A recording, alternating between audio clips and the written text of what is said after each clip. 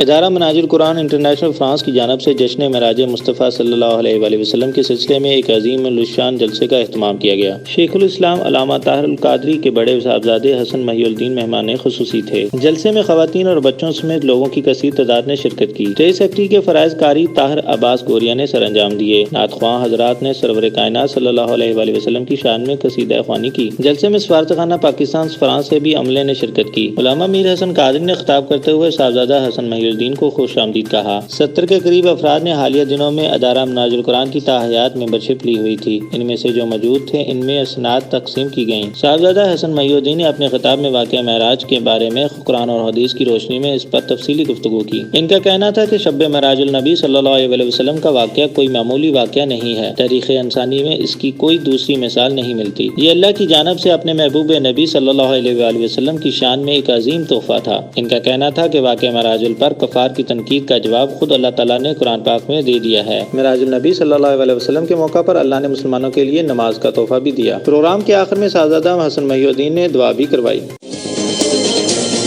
33 news, overseas پاکستانیوں کی آواز۔